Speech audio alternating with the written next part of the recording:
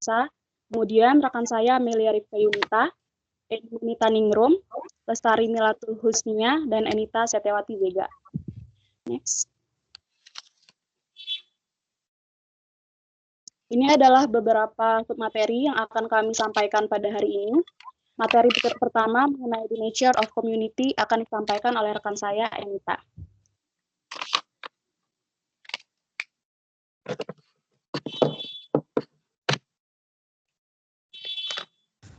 Baik, selamat pagi teman-teman dan Pak Baskoro. Hari ini saya akan menyampaikan tentang The Nature of Community. Perkenalkan, nama saya Enita dari kelompok 7. Yang pertama, kita harus mengetahui dulu apa arti dari komunitas sendiri. Komunitas merupakan sekumpulan spesies yang ditemukan dalam suatu habitat atau suatu area. Nah, ciri yang paling mencolok dari suatu komunitas itu adalah dengan adanya perbedaan keanekaragaman spesies yang saling berinteraksi. Contoh dari komunitas sendiri adalah contohnya sungai yang terdiri dari populasi ikan, teratai, lumut, dan lain sebagainya. Lalu yang harus kita ketahui selanjutnya adalah parameter dari komunitas sendiri. Parameter komunitas itu terdiri dari dua hal yang paling utama, yaitu kualitatif dan kuantitatif. Kualitatif sendiri terdiri dari tingkat trofik serta bentuk dan karakter hidup. Kuantitatif terdiri dari kekayaan spesies, keanekaragaman spesies, dan kelimpahan relatif. Yang pertama kita bahas adalah parameter kuantitatif. Pertama, parameter kuantitatif itu terdiri dari kekayaan spesies. Maksud dari kekayaan spesies ini di mana menunjukkan jumlah spesies dalam suatu komunitas yang dipelajari. Jadi untuk menentukan suatu jumlah kekayaan spesies itu perlu dikaji secara intensif. Jadi kita bisa tahu berapa informasi jumlah spesies yang ada di dalam suatu komunitas. Lalu yang kedua adalah kelimpahan relatif. Kelimpahan pernah dibahas ya teman-teman di materi sebelum kita UTS kemarin. Jadi kelimpahan relatif itu dihitung dengan membandingkan kelimpahan individu satu spesies terhadap jumlah kelimpahan total individu tersebut dalam komunitas. Jadi kelimpahan spesies itu menjelaskan bahwa kelimpahan relatif itu menjelaskan proporsi yang direpresentasikan oleh masing-masing spesies dari seluruh individu dalam suatu komunitas. Jadi intinya kelimpahan relatif itu mengetahui mana sih individu atau spesies yang paling banyak di dalam suatu komunitas itu. Nah, yang mencakup dari kekayaan spesies dan kelimpahan relatif ini adalah keanekaragaman spesies, di mana keanekaragaman spesies itu menggambarkan jumlah total proporsi suatu spesies relatif terhadap jumlah total individu yang ada. Maksudnya itu adalah keanekaragaman spesies ini ngejelasin bahwa pengukuran keanekaragaman jenis melalui jumlah jenis dalam komunitas dan kelimpahan relatifnya. Jadi keanekaragaman spesies ini merupakan hasil dari jumlah spesies itu sama paling banyak itu yang dalam suatu komunitas itu individunya apa gitu. Terus yang selanjutnya itu adalah parameter kualitatif. Parameter kualitatif itu terdiri dari pertama, struktur trofik, di mana struktur trofik ini ditentukan berdasarkan posisi spesies dalam piramida makanan. Nah, posisi si spesies ini dalam piramida makanan, hubungannya itu ngegambarin aliran energi dalam satu spesies ke spesies lainnya. Kan kita juga tahu ya gimana aliran energi dalam piramida makanan itu sendiri, dari matahari, terus ke tumbuhan, lalu ke hewan trofik 1, trofik 2, dan sampai trofik yang paling atas. Terus yang selanjutnya itu bentuk dan karakter hidup. Maksud bentuk dan karakter hidup itu contohnya seperti ini teman-teman. Misalkan suatu tumbuhan, dalam tumbuhan itu kan mereka punya beberapa kelompok ya, seperti kelompok semak, perdu, dan pohon. Nah, itu menggambarkan bagaimana bentuk hidup dari tumbuhan itu. Terus untuk karakter hidupnya itu merupakan ciri yang paling penting dalam menggambarkan vegetasi tumbuhan, di mana ini merupakan karakter dari tumbuhan yang dominan. Misalkan tumbuhan gugur daun atau tumbuhan evergreen dan lain sebagainya.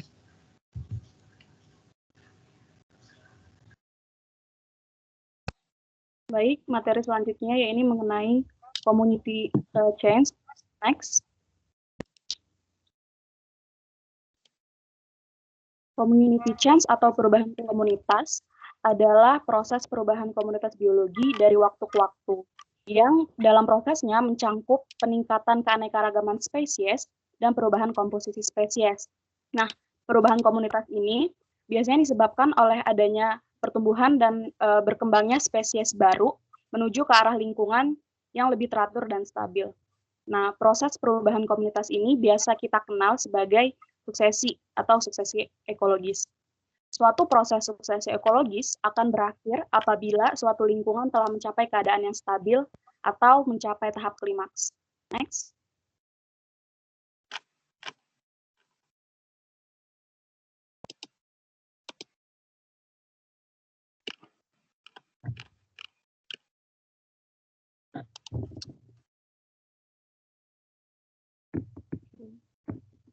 Ahli ekologi membagi suksesi itu menjadi dua jenis.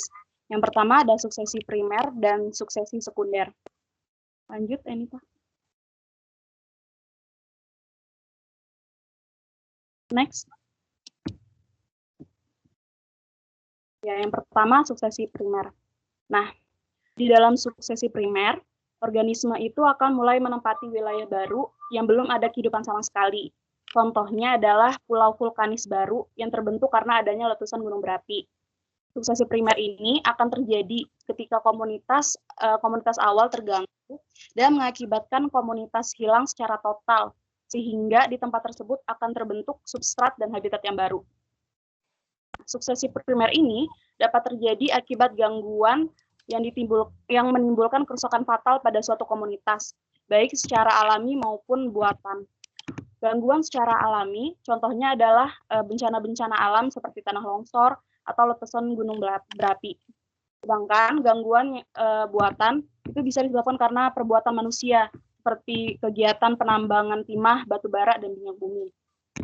Salah satu contoh suksesi primer yang pernah terjadi di Indonesia adalah suksesi yang terjadi pada Gunung Krakatau yang pernah meletus pada tahun 1833. Next. Ya, ini adalah proses suksesi primer. Jadi, pada suatu daerah yang komunitas awalnya mengalami gangguan dan hilang secara total, misalkan tadi itu di pulau vulkanik baru atau bisa juga di sisa-sisa glasier yang mencair, itu pertama kali akan muncul tumbuhan pioner seperti lumut kerak atau biasa disebut lihen dan tumbuhan lumut yang sifatnya tahan terhadap penyinaran matahari dan kekeringan. Nah, tumbuhan pioner ini akan mulai mengadakan pelapukan pada daerah permukaan lahan, sehingga akan membentuk tanah yang sederhana. Tumbuhan-tumbuhan perintis, apabila dia mati, itu akan mengundang datangnya pengurai. Karena dia ada aktivitas penguraian, zat-zat yang terbentuk akibat aktivitas penguraian ini akan bercampur dengan hasil pelapukan lahan. Nah, karena adanya campuran ini akan membentuk tanah yang lebih kompleks susunannya. Tanah yang lebih kompleks susunannya ini akan memfasilitasi tumbuhan lain untuk hidup. Biji yang datang dari luar akan dapat tumbuh dengan subur. Kemudian, rumput-rumput yang tahan kekeringan juga akan tumbuh. Bersamaan dengan itu, tumbuhan herba pun akan menggantikan tumbuhan pioner dengan menaungnya. Naungan tumbuhan herba terhadap tumbuhan pioner ini akan tidak menjadikan pioner subur, tapi sebaliknya. Setelah itu, rumput dan belukar yang akarnya itu kuat akan terus mengadakan pelapukan tanah. Nah, bagian tumbuhan, baik dia rumput dan belukar, itu akan diuraikan oleh jamur, sehingga akan menjadikan tanah lebih tebal. Setelah itu, semak akan tumbuh dan menaungi rumput dan belukar, dan terjadilah kompetisi. Lama-kelamaan, semak akan menjadi dominan, dan pohon mendesak tumbuhan belukar, sehingga terbentuk hutan. Nah, saat sudah terbentuk hutan inilah, ekosistem itu telah mencapai kesetimbangan atau dikatakan komunitas telah mencapai klimaks. Komunitas mencapai tahap klimaks ini dapat dikatakan apabila perubahan yang terjadi sangat kecil sehingga tidak banyak mengubah komunitas tersebut. Next.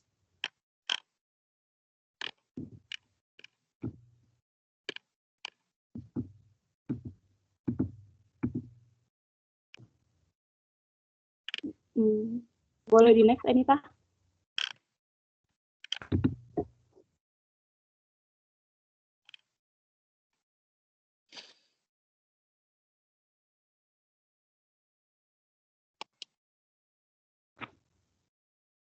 Halo?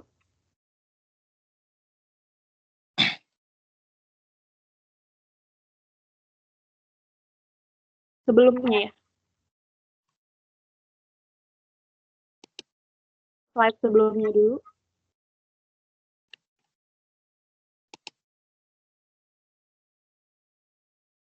Oh ya. Ini adalah gambaran proses suksesi primer dan hubungannya mengenai dengan kondisi nitrogen atau kandungan nitrogen yang ada di dalam tanah. Nah, saya akan menjelaskan hubungan ini dengan salah satu fenomena suksesi primer yang ada di dunia. Next.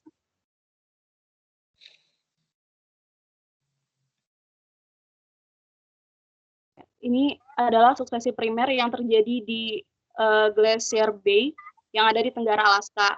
Nah, di mana glasier itu menyusut lebih dari 100 km sejak tahun 1760. Teman-teman bisa lihat di gambar, ada 4 tahap secara umum yang terjadi pada suksesi primer yang terjadi di Glacier Bay. Yang pertama adalah tahap pioner yang tadi sudah saya jelaskan. Jadi moraine atau sisa-sisa glasial itu akan pertama kali ditumbuhi oleh spesies perintis. Dalam kasus ini adalah lumut hati, kemudian lihen, tumbuhan-tumbuhan perennial seperti dryas, dan tumbuhan willow. Yang kedua adalah tahap tumbuhan dryas. Jadi setelah sekitar 3 dekade, dryas itu mendominasi komunitas tumbuhan. Kemudian berlanjut ke tahap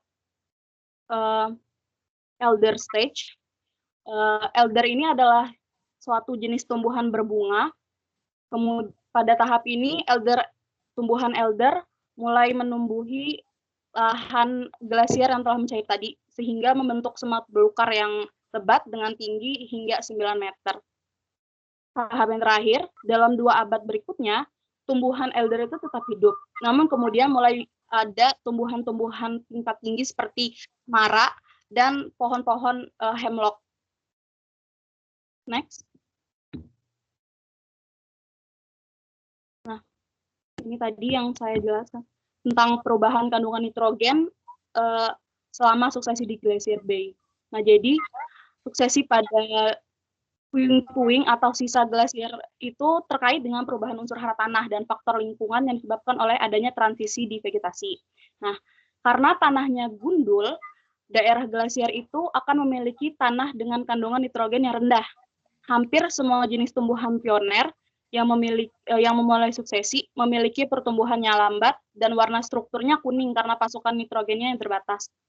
Nah, sedangkan selanjutnya pada tahap dryas atau tumbuhan perennial dan tahap elder tadi, kondisi nitrogen itu akan meningkat karena akarnya memiliki kemampuan untuk menjadi tuan rumah bakteri simbiosis, dapat memperbaiki kondisi nitrogen pada atmosfer.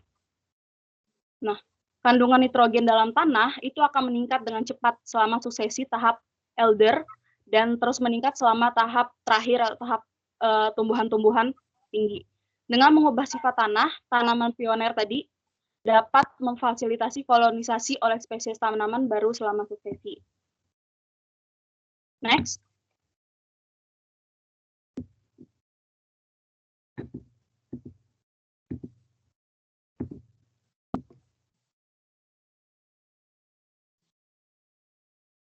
Jenis suksesi yang kedua yaitu suksesi sekunder. Suksesi sekunder Ini terjadi setelah komunitas yang ada mengalami gangguan yang besar. Contohnya sebuah komunitas klimaks yang stabil itu hancur karena terjadinya baik kebakaran, banjir, gelombang tsunami, angin kencang, atau gangguan buatan seperti penebangan hutan dan pembakaran padang rumput yang dilakukan dengan sengaja.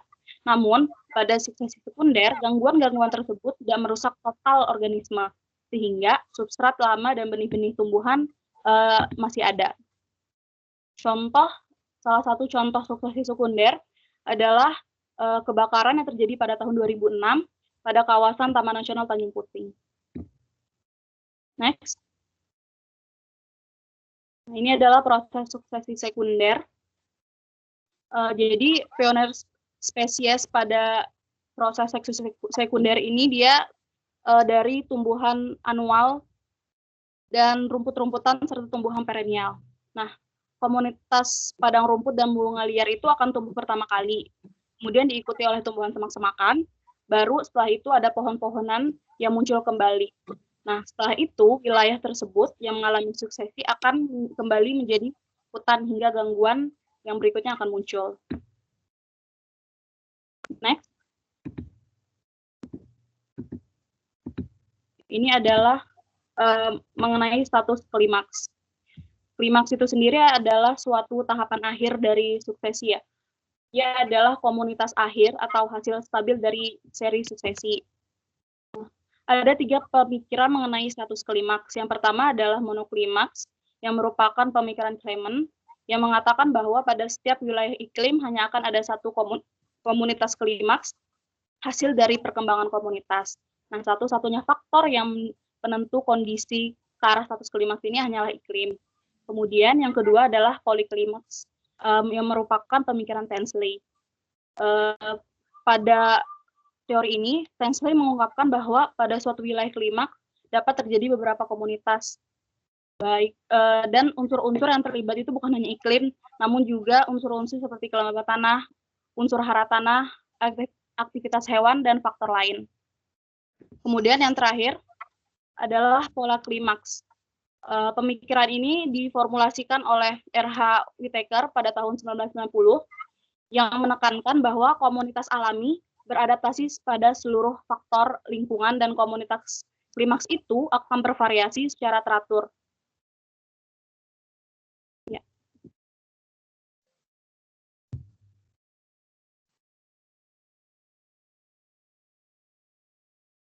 Baik, materi berikutnya adalah biodiversitas. Next.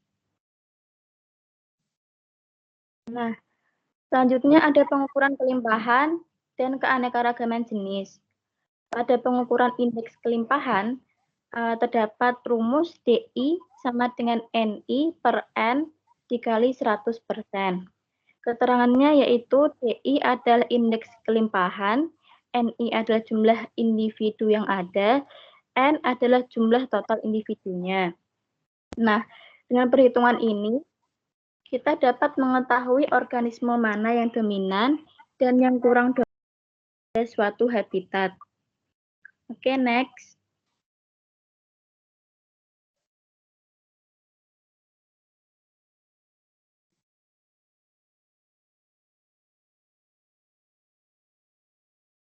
Nah, lalu pengukuran indeks keanekaragaman yang dihitung dengan menggunakan indeks Shannon-Wiener.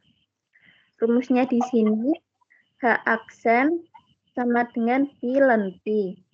Keterangannya yaitu H aksen adalah indeks keanekaragaman Shannon-Wiener, S adalah jumlah spesies dalam komunitas tersebut, dan PI dan P adalah proporsi spesies setiap individu terhadap jumlah total yang ada. Next. Nah, selanjutnya, wilayah dengan keanekaragaman tinggi. Secara umum terdapat 3 wilayah yang memiliki keanekaragaman yang tinggi, yaitu wilayah tropis, wilayah ekoton, dan wilayah di dasar samudra. Wilayah tropis memiliki keanekaragaman hayati yang tinggi karena semakin mendekati garis khatulistiwa, maka keanekaragaman hayati akan semakin meningkat pula. Selain itu, di wilayah tropis juga memiliki tanah yang subur, sehingga baik untuk terjadinya pembentukan spesies yang baru. Lalu yang kedua wilayah ekoton. Wilayah ekoton ini adalah daerah perbatasan antara dua habitat. Wilayah ekoton memiliki keanekaragaman yang tinggi karena wilayah ini mendukung spesies di kedua tipe habitat tersebut. Oke, next.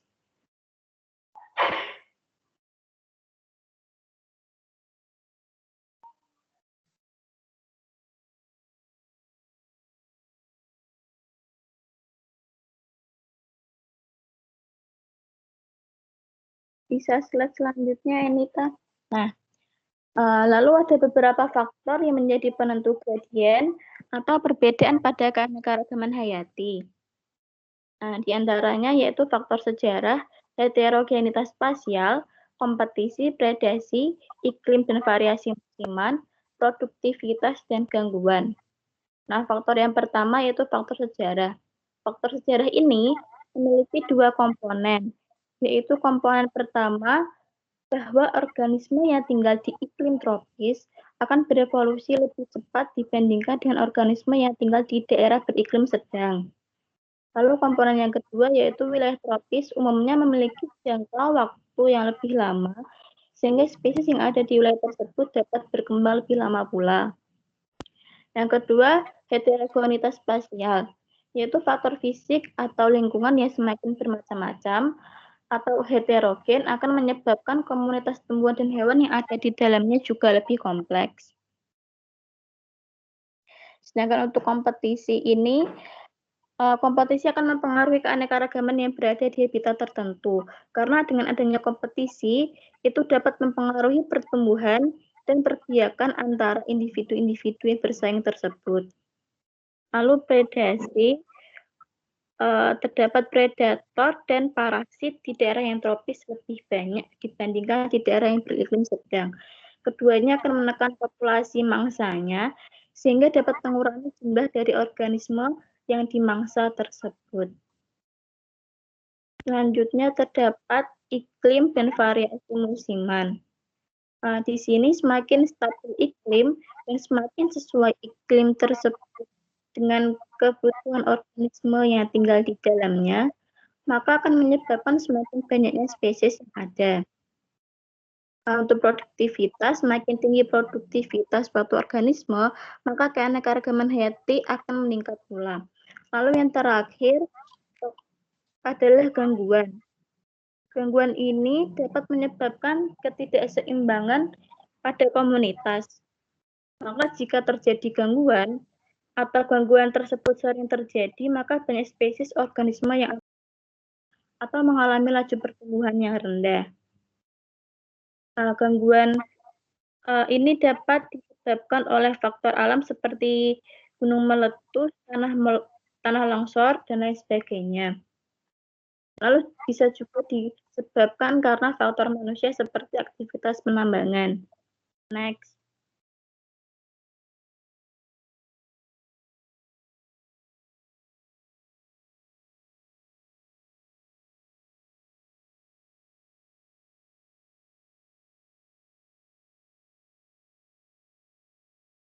Bisa di next nggak, Enita? Oke, materi selanjutnya yaitu predasi dan kompetisi di komunitas ekuilibrial. Sebelumnya, perlu diketahui bahwa komunitas ekuilibrial merupakan pendapat yang menyatakan bahwa organisme komunitas berada pada model kesetimbangan. Jadi, model komunitas ekuilibrial ini memfokuskan pada stabilitas atau kesetimbangan suatu komunitas. Nah, di komunitas ekuilibrial ini ada dua faktor penting yang berpengaruh terhadap kesetimbangan suatu komunitas, yaitu kompetisi dan predasi. Yang pertama, kompetisi. Menurut model komunitas ini, kompetisi akan menentukan spesies mana saja yang akan dapat berkoeksistensi atau bertahan hidup dan bagaimana hubungan relung antara dua spesies tersebut. Apabila di dalam suatu komunitas terdapat kompetisi, maka akan ada dua kemungkinan yang terjadi. Yang pertama yaitu penggusuran kompetitif yang akan menghilangkan salah satu spesies. Dan yang kedua yaitu pergeseran ciri yang akan mengubah posisi dan bentuk relung dua spesies. Next. Yang kedua yaitu predasi. Nah, predasi ini berperan menjadi faktor kedua yang menentukan kesetimbangan komunitas. Predasi bekerja mengurangi spesies mangsa, sehingga kompetisi antar mangsa akan berkurang, dan predasi juga menyebabkan penurunan intensitas kompetisi yang memungkinkan banyak spesies dapat berkoeksistensi atau bertahan hidup lebih banyak.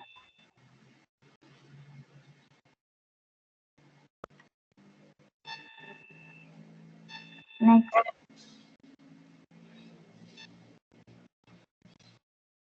Materi yang selanjutnya adalah disturbance and non-equilibrium community atau gangguan dan ketidaksetimbangan komunitas.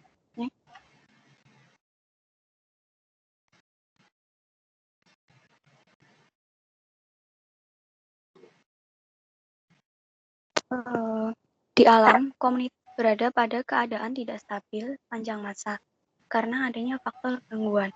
Oleh karena itu, ekologiwan pada masa kini mencoba mengetengahkan model baru, yaitu model ketidakseimbangan atau non-equilibrium model yang fokus pada dua ide, yaitu gangguan dan patch.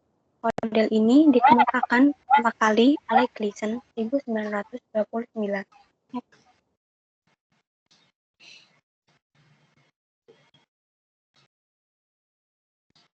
Gangguan adalah kejadian diskret yang merusak struktur komunitas dan mengubah ketersediaan sumber daya atau lingkungan fisik.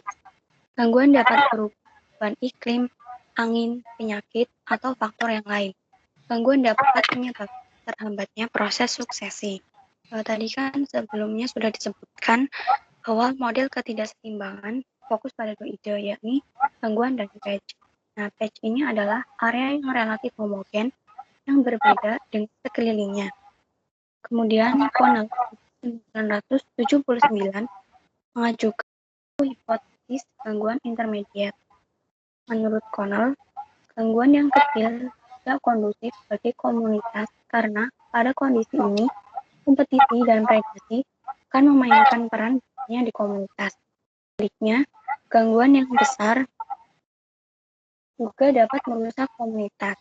Sedangkan gangguan dengan intensitas yang sedang atau gangguan intermediate justru dapat menjaga keanekaragaman hayati karena tekanan kompetisi dan predasi menurun. Model ketidakseimbangan komunitas ini didukung oleh berbagai fakta bahwa meskipun dalam skala luas komposisi komunitas cenderung stabil, namun dalam skala yang lebih kecil variasi banyak ditemui. Dalam area dengan ukuran beberapa hektar, perubahan komposisi merupakan pola dominan dibandingkan dengan kestabilan. Next.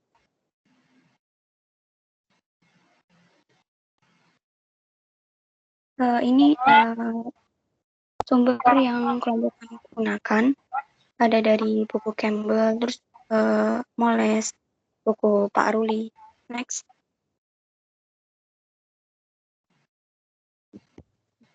Baik, demikian materi yang dapat kami sampaikan pada pagi hari ini.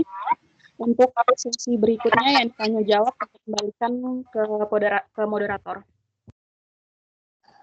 Baik, terima kasih atas penyampaian hasil diskusinya bagi kelompok penyaji.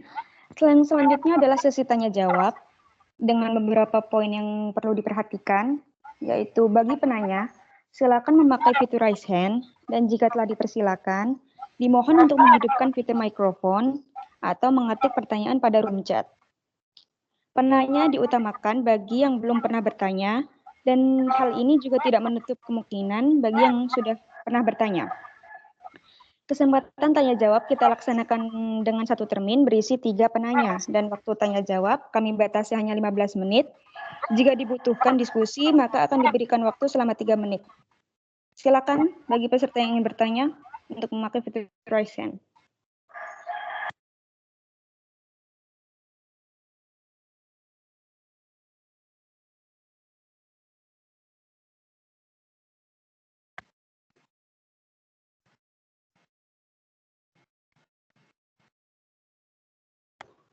Baik, saya persilakan kepada penanya pertama, yaitu Syahidah, untuk mempertanyakan pertanyaannya.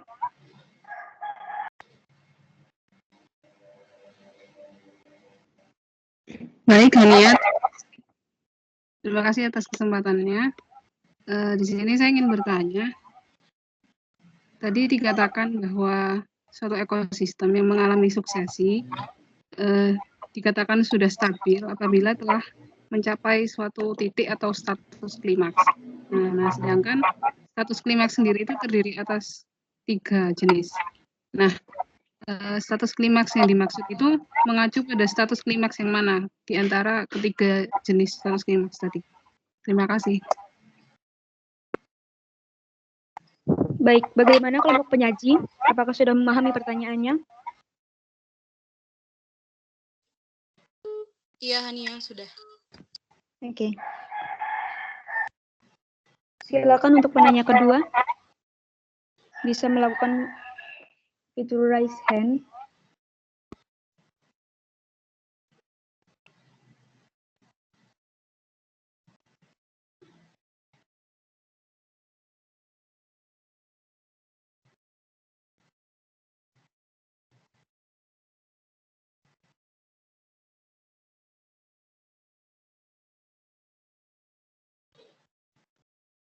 Kita beri waktu 5 menit bagi para penanya untuk menanyakan pertanyaannya. Jika memang tidak ada yang ingin bertanya, maka akan dijawab oleh kelompok penyaji.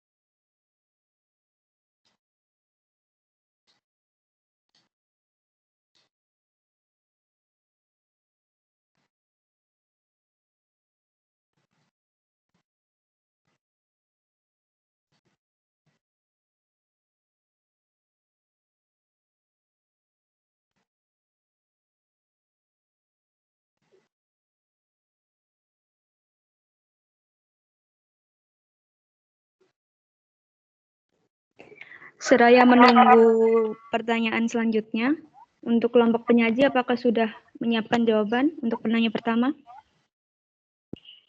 Ya, saya akan menjawab pertanyaan dari Syahidah. Ya, jadi mungkin saya ingin meluruskan terlebih dahulu bahwa benar tahap klimaks itu adalah hasil akhir gitu ya, hasil akhir dari proses suksesi di mana suatu komunitas yang mengalami suksesi tadi telah mencapai kondisi yang stabil.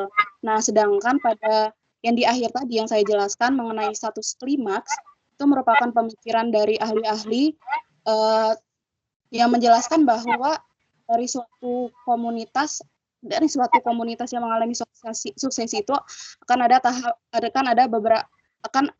faktor-faktor yang perbedaan faktor yang memengaruhi dan komunitas nanti yang terbentuk. Namun ketiga status klimaks ini intinya tahap klimaksnya tetap berorientasi bahwa klimaks itu adalah proses ketika komunitas telah mencapai tahap stabil seperti itu. Jadi baik monoklimaks, poliklimaks, dan pola klimaks hanya berbeda pada faktor lingkungan yang memengaruhi dan jumlah komunitas klimaks yang nantinya akan timbul. Sedangkan untuk status klimaksnya sendiri atau kondisi akhir dari komunitas yang mengalami suksesi tetap di parameter klimaksnya itu, parameter akhirnya itu adalah seluruh komunitas mengalami kondisi yang stabil. Seperti itu, Nana. Ya, berarti Bagaimana? dari ketiga penjelasan tadi itu hanya sebagai penjelas faktor lingkungan yang memengaruhi sebuah ekosistem sudah dikatakan mencapai titik klimaks. Begitu. Iya, itu pemikiran dari beberapa ahli yang berbeda gitu. Kalau ternyata yang sebenarnya bisa menggiring suatu komunitas itu bisa mencapai status klimaks itu sebenarnya faktor-faktor apa aja gitu. Seperti itu. Baik, terima kasih Egi penjelasannya. Terima kasih juga Nana.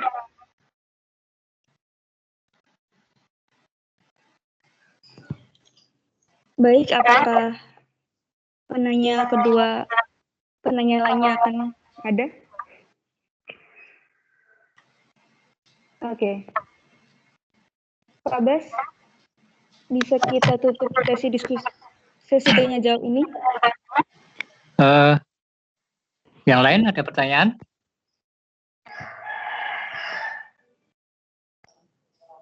Sepertinya belum ada, Pak. Belum ada, oke. Baik, akan saya tambahkan sedikit ini tadi kelompok sudah memaparkan cukup banyak gitu ya.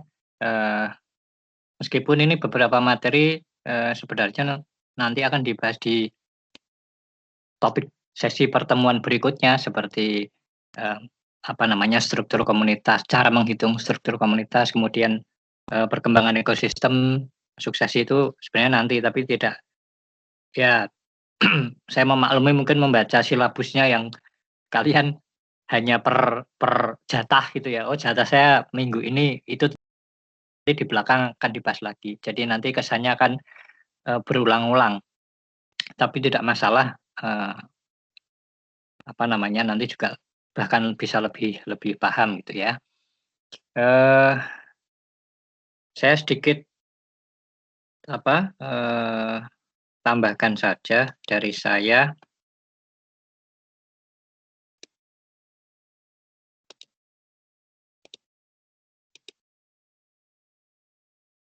Baik, jadi pada kali ini kita sudah masuk pada level komunitas gitu ya. Kalau sebelumnya kita pada membahas topik-topik mengenai populasi, namun sebelum lanjut gitu ya, tadi juga sudah dipaparkan apa itu definisi komunitas. Kemudian yang selalu saya garis bawahi bahwa interaksi gitu ya, ke proses-proses yang terjadi atau kegiatan interaksi baik biotik, abiotik, baik secara ruang maupun waktu itu akan selalu terjadi pada berbagai level organisasi ekologi ya. Jadi kalau kemarin topik mengenai interaksi itu dituliskan di silabus dan kita pelajari di pembahasan mengenai populasi, bukan interaksi hanya berjalan pada level populasi, tetapi juga akan terus gitu ya. Nah, tadi juga sempat dipaparkan bagaimana ada yang presenter menggunakan istilah atau konsep parameter kualitatif dan kuantitatif.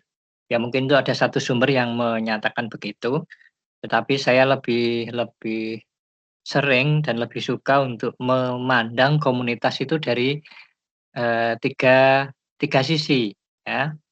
Yang pertama adalah secara struktural ya.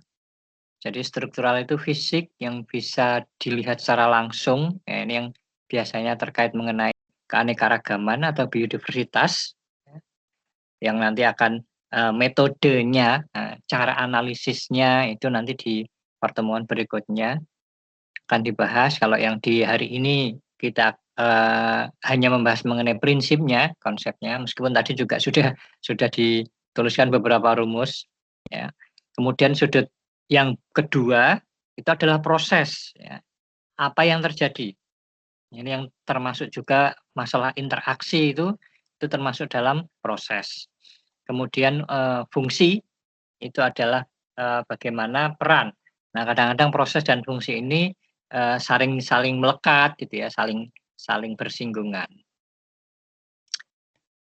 Nah, jadi komunitas ini sendiri kan merupakan bagian dari level organisasi ekologi, mulai dari individu, ya, organisme individu suatu organisme, kemudian populasi, kemudian kumpulan populasi komunitas, lalu menjadi ekosistem. Di mana di masing-masing level organisasi ini itu juga ada struktur, ada proses, ada fungsi. Struktur misalnya kalau ditanya individunya ini ada berapa banyaknya, 1 gitu. Kalau populasi ada berapa banyaknya, ada 6. Ya, ini struktur. Tapi keanekaragamannya berapa? 0 ya, karena hanya 1 spesies. Satu spesies. Kemelimpahannya banyak, tapi keanekaragamannya rendah. Sehingga kalau dalam level populasi praktis tidak berbicara mengenai keanekaragaman, tidak bisa dianalisis keanekaragaman karena hanya menyangkut 1 spesies. Nah, begitu masuk ke komunitas, karena merupakan kumpulan banyak spesies, otomatis secara awam pun kita melihat ini cukup beragam, ya, beraneka ragam. Tapi karena definisi keanekaragaman itu adalah proporsi antara banyaknya jenis dengan jumlah individunya atau populasi-populasinya, maka ini bisa dihitung. Meskipun kalau pada level populasi, ya kalau dibilang ada keragaman, ya, tetapi keragaman genetis misalnya, keragaman individu. Karena lihat di sini bentuknya ukurannya tidak sama, ada yang besar, kecil, dewasa, masih remaja, masih anak balita, begitu ya. Yaitu keragaman individu. Tetapi yang dimaksud dengan biodiversity, ini pada konteksnya adalah pada konteks komunitas. Semakin meningkat gabungan komunitas menjadi ekosistem. Ya, ada keragaman ekosistem. Ya, jadi ada kemarin kita bilang ada keanekaragaman genetis itu pada level individu dan populasi. Lalu ada keanekaragaman spesies, lalu ada keanekaragaman ekosistem. Ya, jadi masih nyambung terus. Itu yang selalu harus diingat. Kemudian secara proses ada interaksi. Di sini antar individu juga ada interaksi, ada kompetisi gitu ya. Mungkin juga ada predasi. Beberapa spesies itu kan mengenal kanibalisme gitu ya, seperti singa itu juga memangsa individu lain meskipun sama-sama 1 spesies. Ya, terutama pada karnivor. Tetapi pada herbivor mungkin tidak ada predasi, tidak ada predasi ya, karena dia herbivor, sehingga yang terjadi mungkin adalah sekedar kompetisi antara satu individu dengan individu yang lain. Nah, begitu masuk dalam level komunitas, maka interaksinya akan semakin meningkat ya, karena menyangkut berbagai macam fungsi. Nah, proses dan fungsinya apa? Di sini dia sebagai herbivori ya. Sementara ada yang bersifat sebagai predator ya, fungsinya. Ya, prosesnya juga akan bermacam-macam. Nah, dari sisi unsur sumber abiotik sendiri ini juga berlaku di semuanya. Ya, yang namanya matahari, angin, air, ketersediaan air itu juga akan berlaku sejak organisme, populasi, komunitas sampai ke ekosistem. Ya. Nah, dari memegang hierarki organisasi sendiri, lalu kita melihat sudut pandang, struktur, proses, dan fungsi, harapannya kita sudah bisa memahami secara ringkas, secara cepat, bagaimana ekologi itu bekerja. Ya. Jadi meskipun belajarnya tahap bertahap, ya, karena kita akan belajar tidak langsung paham, bertahap-tahap, tetapi perlu diingat, ini bukan merupakan pisahan-pisahan yang strict gitu ya, bukan dipisahkan oleh pagar tembok yang tidak bercampur, tapi semata-mata bagaimana kita memudahkan untuk mempelajari. Ya, kalau langsung ke hal yang kompleks, mungkin akan susah gitu ya.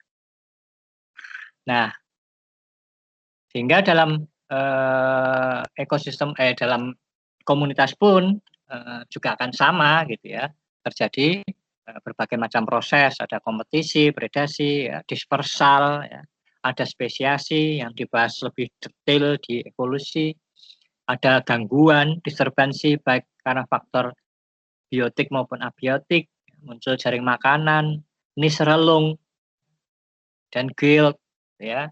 Tadi juga sudah dibahas bagaimana nis atau relung, kemarin juga sempat kita bahas bagaimana relung itu terbentuk, ya. Nah, kemudian dalam model komunitas dikenal juga ada dua pendapat. Nah, yang mainstream atau yang paling lama itu memang dianggap bahwa komunitas itu selalu dalam keadaan seimbang secara alamiah atau equilibrium. Kenyataannya asumsinya yang para ahli yang menganggap bahwa komunitas itu selalu dalam keadaan seimbang itu nyatanya puluhan tahun, ratusan tahun, ribuan tahun kehidupan itu masih eksis meskipun ada perubahan ya. Artinya bahwa sesuatu hal dari berbagai macam struktural ya, berbagai macam komponen yang memiliki fungsi berbagai macam, yang melakukan proses berbagai macam, kok bisa eksis sekarang, artinya itu kan dalam kondisi yang stabil, equilibrium. Itu mayoritas mainstreamnya begitu. Namun ada juga beberapa pendapat atau fenomena yang melihat karena ada fakta dan bahwa sebenarnya tidak semua komunitas dalam kondisi equilibrium, atau dengan kata lain dia dalam kondisi non equilibrium atau tidak seimbang. Nah, ini ada beberapa penjelasannya. Misalnya pada model komunitas yang equilibrium itu memiliki beberapa karakter ya, terutama ini komunitas equilibrium ini triggernya ini dipacu oleh interaksi ya, misalnya sebagai contoh adalah kompetisi dan predasi ya. Ini lebih proses yang terjadi ini memfokuskan pada stabilitas atau kestabilan ya. Di mana ini dibatasi oleh sumber daya. Nah, ini yang terkait dengan kompetisi dan predasi ya. Apa yang dikompetisikan itu selalu adalah sumber daya yang terbatas. Kalau tidak ada keterbatasan sumber daya maka kompetisi tidak terbentuk gitu ya. Nah, ini yang mendrive atau menjadi pemicu adanya interaksi karena hakikatnya adalah semua makhluk itu ingin bertahan hidup, maka dia akan saling menjaga gitu ya, akan saling menjaga sehingga terjadi stabilitas, tidak ada satu meniadakan yang lain ya. Kecuali sumber dayanya menjadi sangat scarce, sangat langka ya, sehingga akhirnya terjadi eksklusi ya. Nah, kondisi ini sesuai untuk beberapa tipe komunitas ya, tapi tidak semua. Nah, sebagai contohnya adalah predasi pemangsaan. Kemarin kita sudah menampilkan bagaimana grafik interaksi Lotka-Volterra itu ya, yang disusun oleh ahli Lotka-Volterra mengenai interaksi antara predator dan prey. Nah, seperti kita bahas dan kita lihat di sini, maka akan terjadi keseimbangan ya. Meskipun angkanya, strukturnya akan naik turun ya. Jumlahnya akan ada yang menaik, ada yang menurun, menaik, menurun, menaik, turun. Jadi kalau dilihat secara struktural itu akan ada perubahan memang. Tidak pernah struktural itu tetap. Tetapi yang namanya seimbang, equilibrium itu bukan berarti garis lurus ya. Bukan garis lurus. Kalau garis lurus malah nggak seimbang karena pasti ada yang nol, nggak tambah kan. Tetapi kalau apa namanya equilibrium itu adalah ada perubahan, tetapi dalam keadaan yang selalu ritmis. Nah, itu dinamis ya, dinamis, ritme, ada ritme, ada pola besar. Nah, ya, secara garis besarnya ada polanya, ada kalau ada yang menaik, ada yang menurun, menaik, menurun. Ya. Ini yang rincian yang kita bahas kemarin gitu ya, ada populasi yang menaik, ada menurun dan seterusnya. Nah, kalau pada level populasi mungkin hanya pada sudut pandang dua pasangan saja. Tetapi bayangkan begitu level komunitas ya, proses predator prey ini ya. Bayangkan predator prey, rusa dengan rumput, maka akan terbentuk grafik Lotka-Volterra keseimbangan. Bagaimana populasi rumput itu akan menurun saat dimakan ya. Saat populasi rumput turun, rusanya akan naik. Rusa naik itu rumputnya berkurang, turun lagi, terus demikian. Ini baru satu sisi. Lalu kalau zebra mungkin prosesnya sama. Nah, tapi begitu dalam masuk level komunitas ya, rumputnya sama, tetapi predatornya 2, herbivornya 2, ada rusa, ada zebra, ada kerbau. Tentunya akan membentuk pola grafik yang berbeda secara struktural, angkanya akan berbeda, tetapi polanya akan sama. Jadi prey yang sama akan dihandle, akan dikelola oleh 3 spesies yang berbeda, mungkin bisa lebih. Tapi sisi lain, para herbivore ini, rusa, zebra, kerbau ini ya, wildebeest karena di Afrika, ini akan dikelola oleh singa, karena ini merupakan mangsa-mangsa singa. Ya, antelope, bukan rusa, di Afrika nggak ada rusa. Ini antelope, zebra, sama wildebeest. Nah, keberadaan tingkat struktur populasinya akan dikelola oleh singa. Populasi singa sendiri tergantung oleh populasi para herbivore ini. Pada lebih jauh, populasi singa ini akan dipengaruhi oleh populasi rumput. Kalau populasi rumputnya berkurang, herbivornya berkurang, otomatis akan mengurangi makanan bagi singa, singanya akan berkurang. Ya, nah, itulah yang perlu dipahami, bahwa dalam level community akan terjadi kompleksitas yang lebih tinggi. Cuma kalau kita mempelajari kan satu persatu antara satu spesies dengan spesies, padahal pada kenyataannya prey-nya banyak. Ya, rumput saja mungkin tidak satu. Ya, rumputnya, jenis tanamannya banyak, ya, floranya banyak, predatornya juga, herbivornya banyak. Jadi kalau digabung ini akan membentuk satu pola yang mungkin berbeda. Bisa saja bentuk grafiknya sama tapi delay-nya lebih panjang. Jadi misalnya seperti ini ya, ini kan sumbu waktu gitu.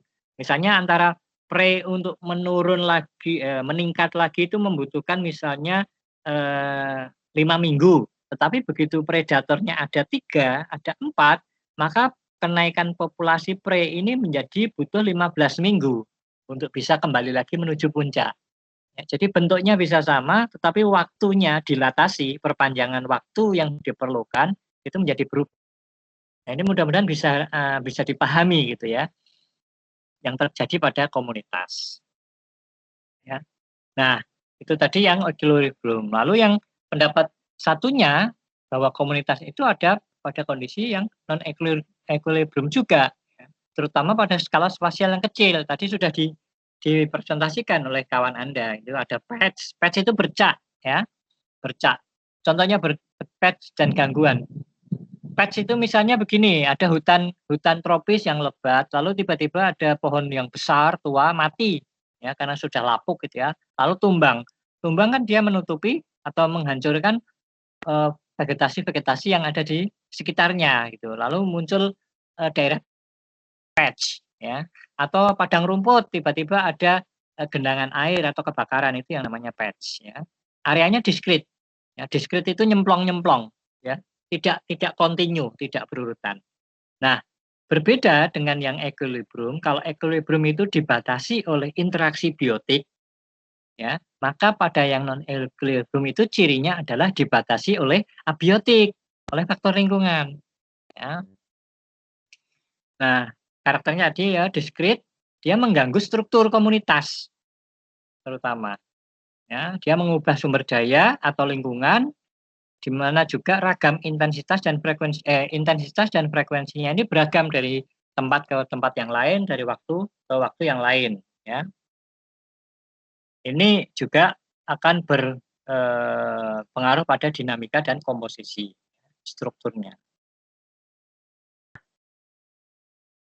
Kategori gangguannya ini bisa dari faktor eksogen maupun endogen, ya.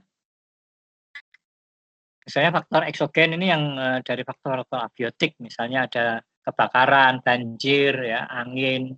Kemudian endogen ini predasi penyakit yang sebenarnya merupakan bagian dari predator prey ini. Nah, pada model gangguan ini, ya, ini bisa diperparah oleh faktor manusia. Ya. Kalau secara alamiah gangguan-gangguan yang terjadi mungkin bisa diatasi. Ya. Misalnya adanya longsor, adanya kebakaran, adanya banjir yang secara alami itu pasti akan mempengaruhi kondisi komunitas. Tetapi begitu dipengaruhi oleh manusia, itu bisa jauh lebih parah atau bahkan tidak reversibel, ya. Nah, beberapa contoh misalnya pada ekosistem yang non equilibrium misalnya. Ekosistem terumbu karang, ya. Ekosistem terumbu karang atau coral reef ini adalah salah satu ekosistem yang tua, ya. Artinya jauh sebelum ada makhluk-makhluk yang lain dia tumbuh awal, ya, karena dia termasuk organisme tingkat rendah. Prediksinya lebih dari 60 juta tahun yang lalu sudah survive, ya. Sudah ada di bumi ini. Nah, karena sudah cukup tua, ya, adaptasi evolusinya sudah berjalan lama, maka tingkat keragamannya tinggi sekali, ya. Sehingga kadang-kadang orang menyebut ekosistem komunitas terumbu karang itu seperti halnya hutan tropis di daratan. Ya. Nah, secara geologis dia lebih stabil, ya, stabil lebih dari 200.000 tahun, stabilitasnya secara geologis. Tetapi secara ekologi ini kadang-kadang ada gangguan, ya. Di mana kalau ada gangguan pemulihannya lama, tidak hanya sehari 2 hari. Mungkin kalau rumput dimakan oleh rusa, oleh wildebeest tadi, itu mungkin dalam hitungan hari minggu bisa tumbuh lagi. Tetapi kalau pada terumbu karang ini pemulihannya lama, ya, karena laju pertumbuhannya juga lambat.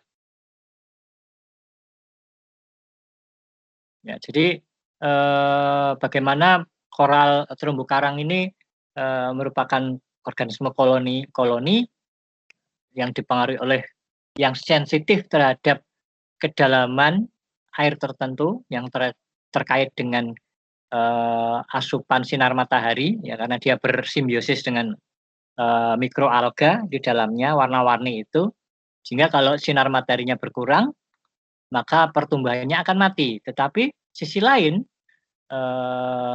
si simbion ini juga dipengaruhi suhu, ya. Kalau terlalu panas dia juga akan mati, kalau terlalu dingin juga tidak akan hidup, jadi harus pas.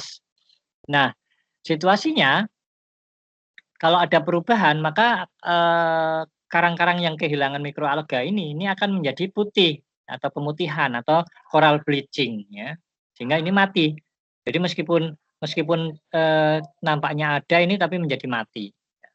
Nah, ini akan diperparah oleh aktivitas manusia. Misalnya kalau orang misalnya membuang air limbah dari pabrik yang suhunya sangat tinggi, tidak diolah dulu langsung dibuang ke laut, maka otomatis suhu perairannya akan meningkat drastis. Nah, ini akan langsung memengaruhi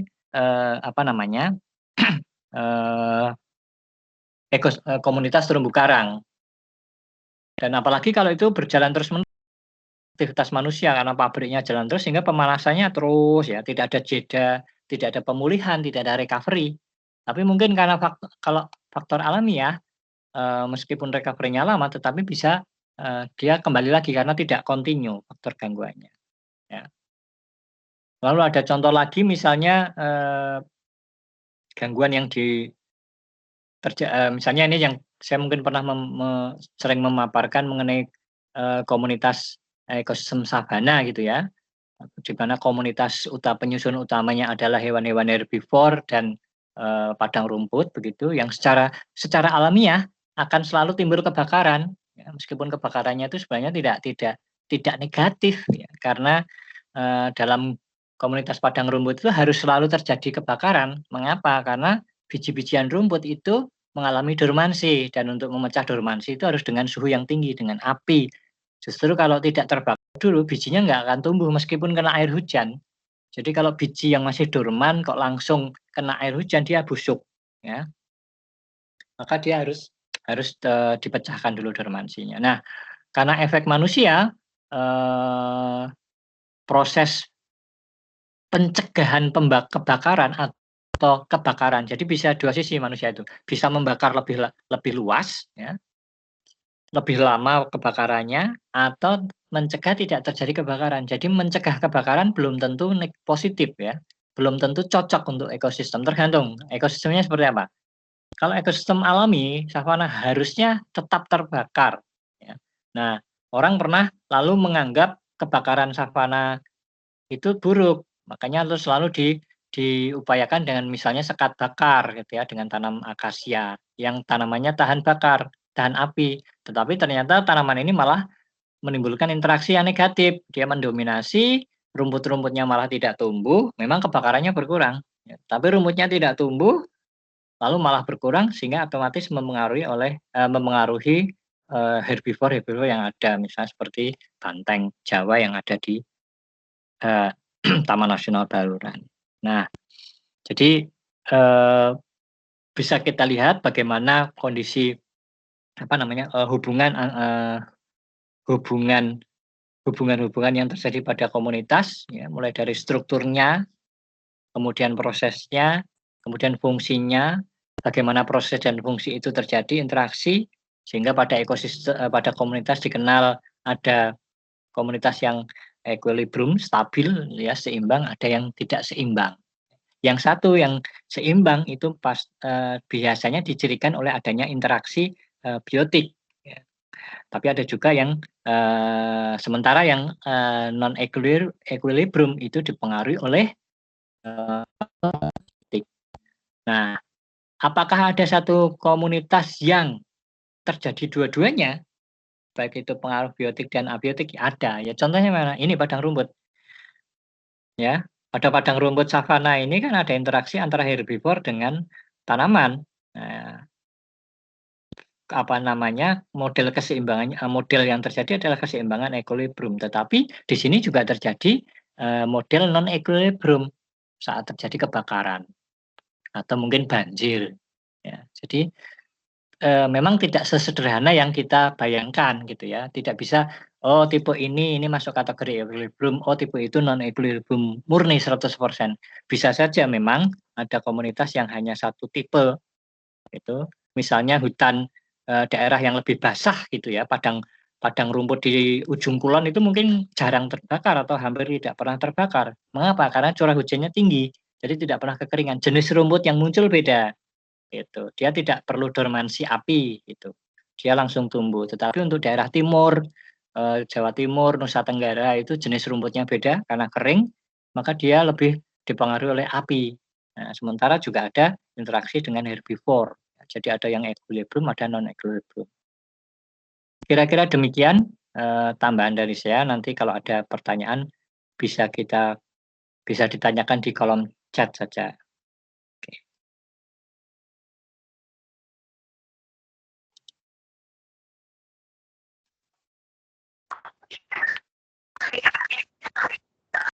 Oke, kita kembali di kolom